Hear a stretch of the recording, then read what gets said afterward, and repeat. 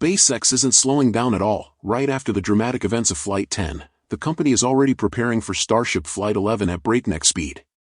Booster 15 has rolled out to the launch pad, breaking records with how fast testing is beginning, and all signs point to a possible launch this very month. With new upgrades, rapid reusability goals, and Elon Musk pushing for faster turnaround times, this marks a pivotal step toward proving Starship's full operational capability. So, what's really happening at the launch site, and how is SpaceX accelerating Starship's journey to orbit? Let's dive in. With all the success on this one, I'd say that certainly holds true for now, and with any luck we'll have had some very nice-looking orbital refilling tests well and truly done by then. If not, any sort of Mars test mission, even if only an entry and control test, would be very unlikely for the 2026 window. If you were watching the stream where SpaceX scrubbed the day before flight, you may have picked up this. We're looking ahead to begin sending the first Starships to Mars next year. These initial ones are going to go without humans. They're just going to put minimally viable landers on the surface, land right on the skirt, no legs.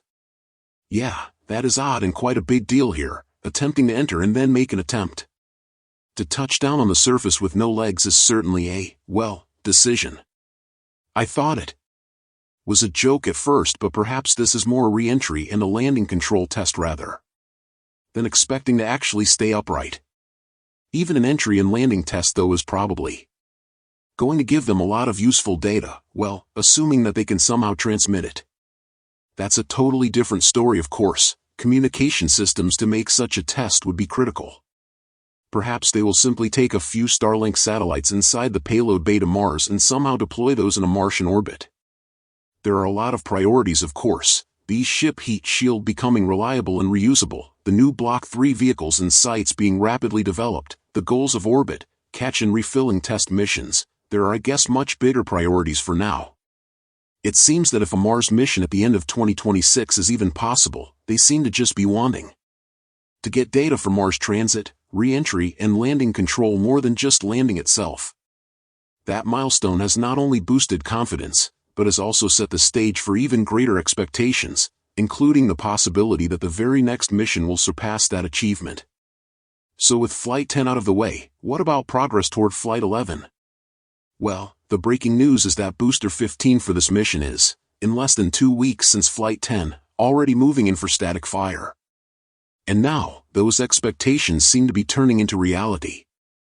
Cameron County has just announced a new road closure schedule from 12 a.m. to 4 a.m. Central Standard Time on September 6th.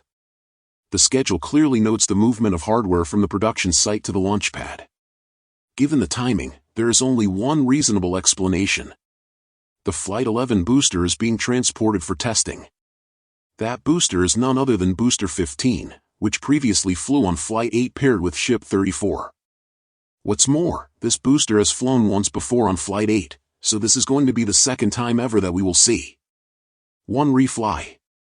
During that mission, Booster 15 was successfully caught by the giant chopstick arms of the launch tower, the marking SpaceX's third successful catch attempt. Now it is being prepared for reuse, which will make it only the second Starship booster to be reflown after Booster 14, which completed both Flight 7 and 9.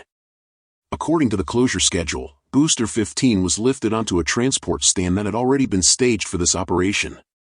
The booster has been sitting in Megabays since April 9th undergoing refurbishment and inspections. Its rollout signals that it is fully prepared for another flight. This also suggests that Booster 17 will likely not fly. Instead, it may be scrapped, upgraded into a new version, or reassigned for ground testing purposes. Booster 15 meanwhile has spent the past 5 months undergoing modifications and upgrades. The refurbishment process is believed to be complete, and some engines that previously showed issues are likely to have been replaced. For example, 2 middle ring engines failed during the boost back burn on Flight 8, with one engine shutting down completely and the other recovering during the landing burn.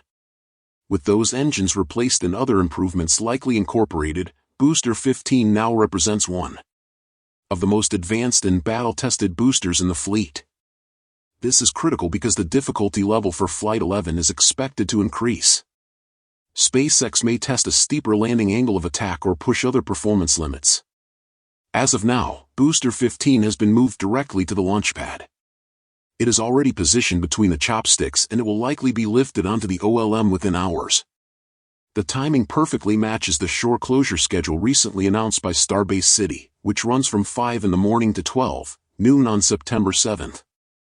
That timing points to a major static fire test of Booster 15. And here's where things get really exciting. These preparations and tests are taking place only 11 to 12 days after Flight 10, which is less than 2 weeks.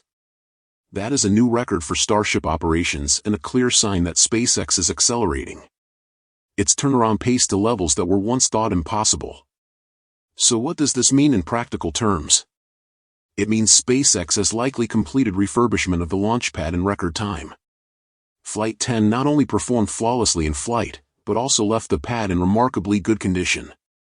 Some observers pointed out potential damage to the BQD and SQD systems, but if damage occurred, SpaceX clearly repaired it swiftly.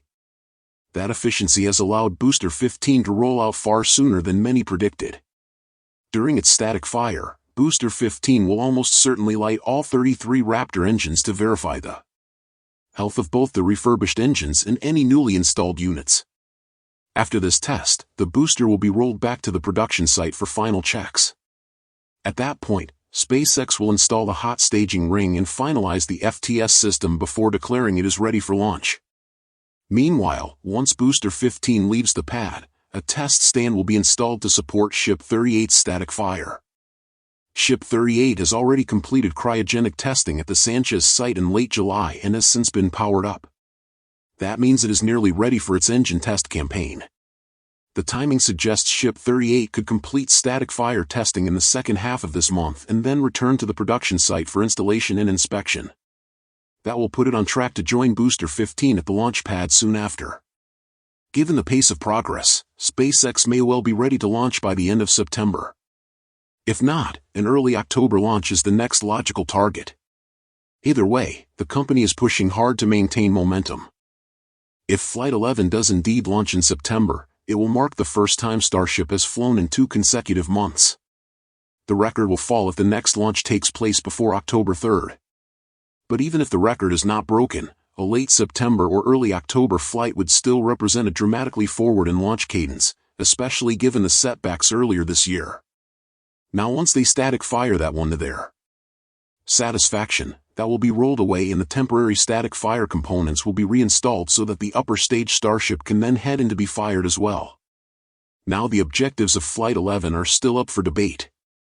No official update on this yet by SpaceX, with Flight 10 completing all planned objectives and pushing the limits, them announced that they will go for an orbital flight. Unless there is anything in the data that didn't seem right with the attitude control or Raptor relight, it certainly seems the next logical step to us. So the question now is simple. Do you think Flight 11 will happen this month? And that's about it for today's episode. Thank you so much for tuning in, and that's all for today's update. If you enjoyed watching and found it useful, please make sure to subscribe to my channel and hit the like button. And if you want to support our channel and if you want to be up to date, you can become an exclusive member, so click on our perks through the link in the description below. Thanks to watching and see you next time.